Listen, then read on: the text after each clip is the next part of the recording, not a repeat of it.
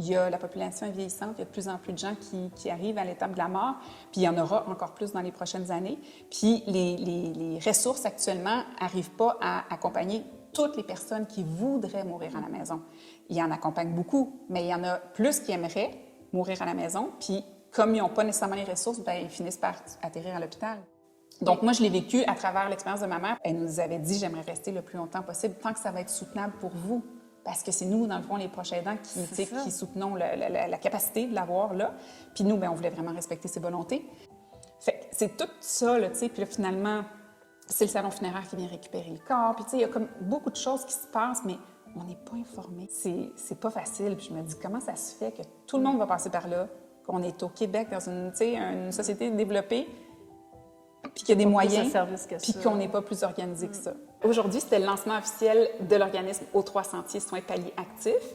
Donc, O3 Sentiers Soins palliatifs, c'est un OBNL, donc un organisme de bienfaisance qui est reconnu par le gouvernement fédéral et qui souhaite offrir des soins de fin de vie. Puis, on a 3 sentiers.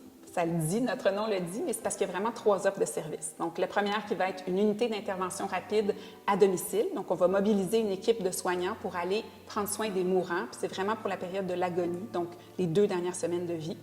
Et ensuite, le deuxième sentier, c'est de prendre soin aussi des proches aidants, parce que souvent, c'est beaucoup demandé, en fait, aux proches que d'accompagner un mourant. C'est très intense, fait qu'on veut prendre soin d'eux aussi. Et le troisième sentier, c'est l'ouverture éventuelle d'une maison de soins de fin de vie à Montréal. Donc, ensemble, ces 3 volets-là vont nous permettre d'offrir un continuum de soins pour les gens qui pourraient, par exemple, être à domicile au début, puis pour toutes sortes de raisons, terminer leur jour dans une maison. Et tout ça dans le but d'éviter que les gens meurent à l'hôpital, qu'on leur offre une alternative pour pouvoir mourir ailleurs qu'à l'hôpital. Ce qu'on a offert en fait, à nos invités ce soir, c'était une expérience. On voulait faire un lancement, mais on ne voulait pas faire un lancement avec juste une conférence ou une allocution. Fait qu'on a choisi de développer un événement autour des sens. Et tout l'événement, en fait, était basé sur des stations et des activités.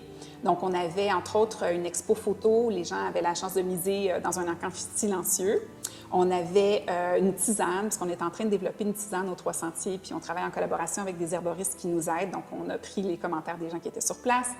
On a aussi développé une œuvre collective, donc vraiment une mosaïque assez grande où les gens pouvaient en fait inscrire une intention ou le nom d'une personne proche d'eux qui est décédée et qui voulait en fait mettre comme pierre pour bâtir cet organisme parce qu'on considère que c'est un projet collectif puis que les gens qui sont ici, c'est vraiment des bâtisseurs avec nous parce que soit ils ont donné dans la dernière année ou soit ils nous ont partagé leurs idées ou soit ils nous ont critiqué, ils nous ont permis d'arriver où on est aujourd'hui. Et on avait les choristes en direct de l'univers qui nous ont accompagnés en musique, c'était vraiment magnifique. Qu'est-ce qui manque dans mes sens? Toucher, goût, odorat, la vue avec l'exposition. Ben oui, c'était là.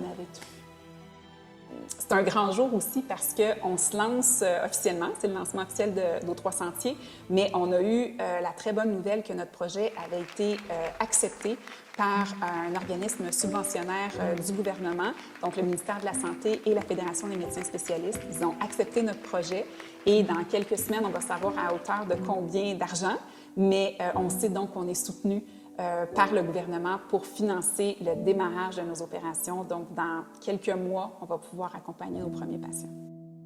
Pour nous soutenir, dans le fond, il y a plusieurs façons. Évidemment, on cherche des personnes, donc des humains pour constituer nos équipes. Fait que si vous êtes un personnel ou une personne qui travaille dans le milieu de la santé, on va constituer des équipes bientôt. Contactez-nous. D'ailleurs, on a 2 postes en affichage présentement. Ensuite, si vous avez envie de faire un don, vous pouvez aller sur notre site web et, dans le fond, faire un don en ligne, soit un don générique, un général, ou pour obtenir justement le coffret des huiles essentielles. Et l'autre façon de nous aider, c'est aussi par le bénévolat, parce qu'évidemment, des organismes comme nous, communautaires, on vit beaucoup de l'engagement des gens puis du temps précieux des gens. Donc, c'est aussi notre façon de nous soutenir.